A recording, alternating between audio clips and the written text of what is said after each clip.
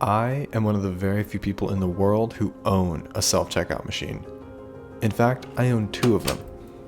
And I'm not here to get technical with you, but rather explain why these ordinary devices are actually quite fascinating to own. It's very likely you've used one of these machines. They all look pretty much identical. Same general shape, same kind of screen, and that same voice telling you to... Please wait for assistance.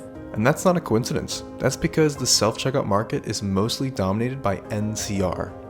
Their machines are everywhere. And up until a few years ago, even having the opportunity to purchase one was incredibly rare.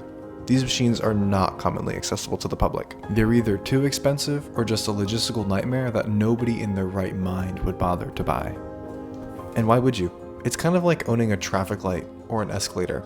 They're seemingly unremarkable, yet you encounter them everywhere you go, and it's hard not to wonder, how do they work? And the only people who really get to know are the technicians who have the keys and access to their highly protected software. The chances of getting unrestricted access to a machine are slim to none. I stumbled upon an auction happening at a closed grocery store about 2.5 hours away. The place was a mess, but amongst the photos were these two NCR version 5 self-checkout units. This was a very rare opportunity, so I placed my bid and ended up winning the lot for $15. I texted a friend and he was happy to come for the ride. I had just turned 19, old enough to rent a U-Haul truck and drive down to the auction site. These things are incredibly heavy, so I ended up only taking one and left the rest behind. That story was from a few years ago now. I've since spent hundreds of hours working on my self-checkout machine. Now it's practically a whole new unit. I gutted it down to the bare metal, cleaned it out thoroughly, and replaced many of its components. It works great. Welcome. Please scan your first item or touch 1.99. I've since moved far away from home, and taking that machine with me is simply not feasible. But I ended up hitting that same stroke of luck again and found a little card-only machine from 2018 for about $100. An absolute steal, since these units can cost up to $1,000 or more. And my unit never sat in a store.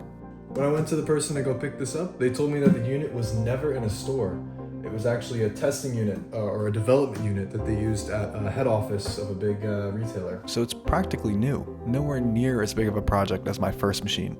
Purchasing this unit reminded me exactly why I find these machines so interesting. Normally these devices are heavily restricted, but this one's mine. I can do whatever I want with it. I'm free to take it apart and run my own software, but there's also the element of discovery.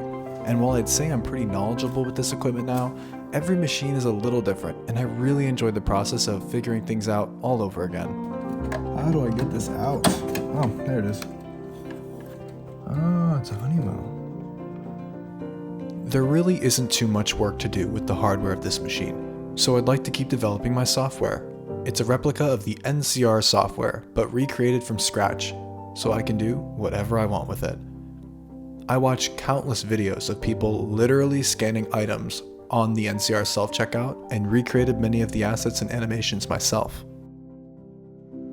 I used to work with these machines at a store employee level, which is one step higher than a customer, but I still wanted to learn more. And now that I have, I can't walk through a store without noticing what system they're using.